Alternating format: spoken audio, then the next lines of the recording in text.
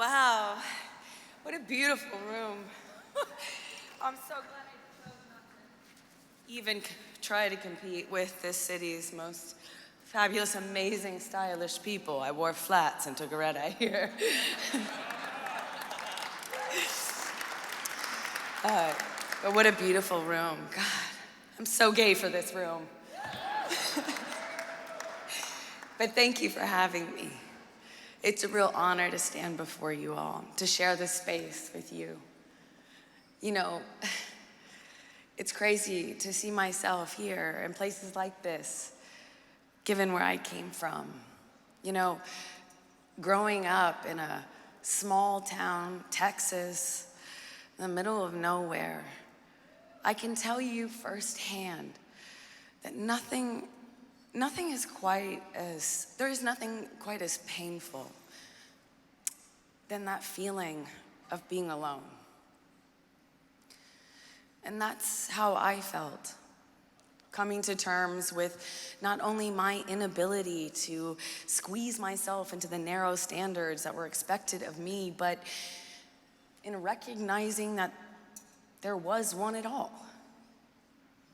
It was as if there was this whole invisible homo ghost plague that loomed about, picking its unwitting innocent victims from their poor innocent slumber, and bam! There goes a life full of alienation, strife, and penance. And at this point in my life, their latest catch appeared to be me. So there I was, alone, sinner, without ever having committed the sin. Although, trust me, I would have goddamn traded anything to have been given the opportunity to try. But it was clear to me then, as it is to me today. I knew without community, I had no support. Without representation, I had no hope. I longed for some demonstrable example of why what I understood about who I was at that tender age and point in my life, that was not bad or ugly or wrong. This is why I know how important it is to be here and to have the opportunity, the chance to support organizations like HMI. Organizations who do just that. Those who have been helping the uniquely challenging aspects of our community's most fragile stages and members. And why I have committed to doing so throughout my career, no matter what it costs me.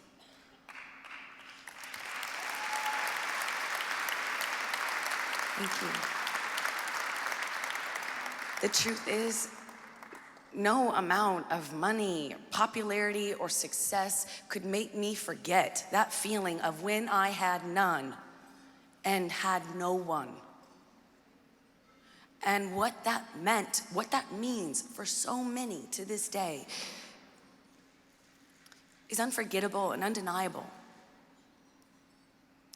It hasn't always been that easy though, where I stand today.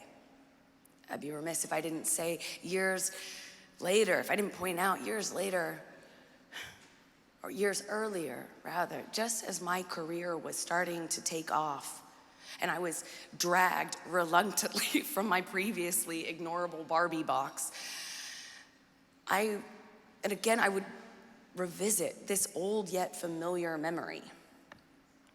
I had inconveniently fallen in love with what would soon be my wife, a woman, if it's not obvious.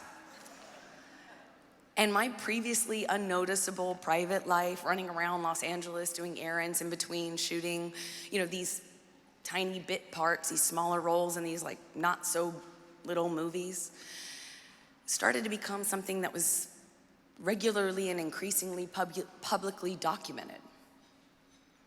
And pretty soon I was faced with that old familiar impasse. As it was put to me, throw it all away. As I was told over and over again, throw it all away. Everything that I had, against all odds, finally earned a chance at accomplishing, which I supported my whole family with. Or just keep it private. It's your private life, right? Hide it. And go on living and being, so passable, and just play on the almost certain fact that as long as I didn't talk about it or hold a woman who I was in love with's hand outside of the privacy of our own shared home, I could continue to do what so many people just only dream of doing. After all, that's what everyone else does, right? What, did I think there was another option? Did I think that it was like somehow about me being me? That's not why you're here, Barbie. You're here, insert every single female, beautiful woman, narrow archetype for actresses, insert here. Not to mention, look around you. Who has it worked for? What female working actress, especially a leading lady, has it worked for? Did you think you were going to be the first? Now, I am pretty precocious. And as precocious as I am, I couldn't deny it was pretty discouraging to look at the once vibrant career of a great actor, Ellen DeGeneres, and truly not be able to say much by way of a rebuttal to this. And as precocious as I may be, I really can't fault them for their logic. But it wasn't good enough for me. I said, that is precisely why I have to do it.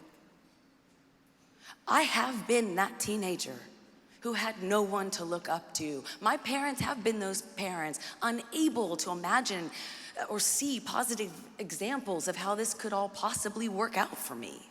So I said, quite simply, right there, what I have repeated many times since: if it ruins my career and my chances of doing everything I have ever dreamed of doing, but it changes the life of one person in a generation to come, it was worth it.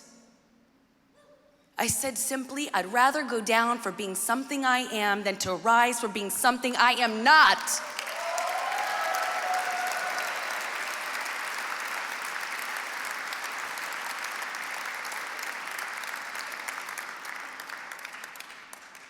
This is why I'm so honored to be here with you, to lend my support and my gratitude for the hard work and the commitment of those who have allowed me this privilege to be able to break just one boundary and to advocate for those who can come next.